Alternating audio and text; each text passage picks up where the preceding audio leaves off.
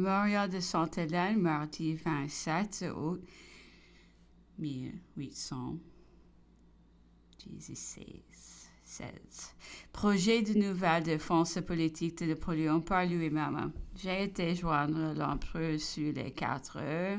Il avait travaillé toute la matinée. Le vent était très fort.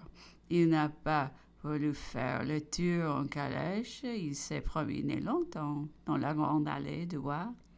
Nous étions tous. Il plaisantait beaucoup de la bande qu'il agissait fort, prétendant qu'il boudait et l'accusait d'être trop souvent mécontente et de mauvaise humeur. L'empereur, au sortir du table, revenant sur sa protestation récente contre le traité de 2 août et s'animant sur son continu, disait en marchant à grands pas dans le salon qu'il allait en tracer une autre sur un cadre bien autrement vaste et important contre les villes même de la législature britannique.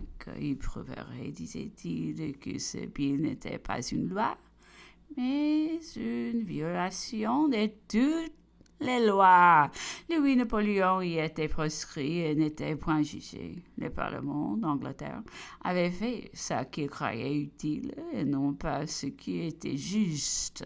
Il avait imité Thémistocle sans vouloir écouter Aristide. Dès là, l'empereur se mettait en jugement devant tous les peuples de l'Europe et chacun dut absolver successivement.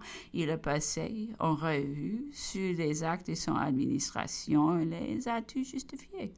Les Français et les Italiens, a-t-il dit, gémissant de mon absence, j'emporte la reconnaissance des Polonais et jusqu'au regret tardif et amer des Espagnols même. L'Europe pleurera bientôt la perte de l'équilibre auquel mon empire français était absolument nécessaire. Elle est dans le plus grand danger. Elle peut être chaque instant inondée des Cosaques et des Tartares. Et vous, Anglaise, a-t-il dit en finissant, vous, Anglais, vous pleurerez votre victoire de Waterloo. On le mènera les choses de ceux qui la postérité, les gens essuient. Les vrais hommes d'État, les vrais hommes de bien regretteront amèrement que je n'ai pas réussi dans toutes mes entreprises. L'empereur a eu des moments sublimes. Je ne le suivrai point dans ses développements. Il a promis de l'éditer et a dit on avoir déjà arrêté le cadre de ses bases en 40. Paragraphe. Mercredi 28. Gavina. Turenne, Condé de la plus belle bataille de l'empereur des milieux troupes. L'empereur ne sortit que sur 4 heures. Il venait de passer 3 heures dans son pain. Le temps était fort aigre. Il s'est contenté de quelques tours dans les jardins. Il venait de faire écrire au gouverneur qu'il ne recevrait désormais personne, à moins qu'on admis à Longwood, sur les passes du roi maréchal commandant de l'admiral Cockburn. Avant de se mettre au chèque, l'empereur a trouvé sous sa main un volume de Fénelon. C'était la direction de conscience du roi.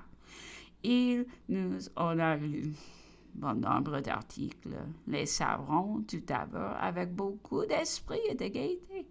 Enfin, il a jeté le livre, disant que le nom d'auteur n'avait jamais influé sur son opinion, qu'il avait toujours jugé les ouvrages sur ce qui lui faisait éprouver, louant volontiers, censurant de verbe. Et qui sait, en dépit du nom de Fénelon, il n'hésitait pas à prononcer que c'était en autant de rhapsodies. Et vraiment, il eût été difficile de le contredire. Après dîner, l'empereur parlait de l'ancienne marine de M. de Grasse, de sa défaite du 12 avril. Il a voulu avoir quelques détails. Il a demandé le dictionnaire, les sièges et batailles. L'empereur l'a parcouru. Il lui a fourni une foule d'observations. Catina put, son malheur, s'est trouvé sous sa main. Il l'a ramassé infiniment à nos yeux. Il avait trouvé, disait-il, fort au-dessus de sa réputation à l'inspection des lieux où il avait opéré en Italie et à la lecture de sa correspondance avec Luvoir. Sorti du tiers état, observait-il, et du cœur des avocats, avec des vertus douces, des mœurs, de la probité, affectant la pratique de l'égalité, établi à Saint-Gratien, aux portes de Paris. Il était devenu l'affection des gens de lettres de la capitale, des philosophes du jus, qui l'avaient beaucoup trop exalté. Il était nullement comparable à Vendôme, disait-il. L'empereur disait qu'il avait cherché à étudier de même terrain et Condé.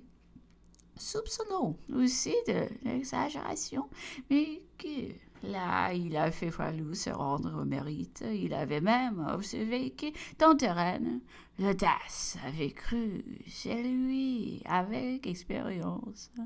Il le montrait plus en vieillissant qu'à son début. C'était peut-être le contraire chez Condé, qui en avait tant déployé en entrant dans la carrière, est au sujet de Turenne. Des Condé et d'autres grands hommes observeraient qu'il était séviseur, qu'il est hasard ne m'ait jamais laissé entendre le nom du grand Frédéric dans la bouche de Napoléon. Toutefois, la grosse montre, ou espèce de réveil un matin de ce prince, emporté à Sainte-Hélène et placé à la cheminée de l'empereur. L'empressement avec lequel Napoléon à Potsdam s'élança sur l'épée du grand Frédéric en s'écriant que d'autres saisissant, d'autres dépliés, voici pour moi qui est supérieur à tous les millions. Enfin, la contemplation longue et silencieuse de Napoléon tombant de Frédéric, pouvant essayer à quel haute rang ce prince était dans l'esprit de l'empereur et combien il avait dû remuer son âme.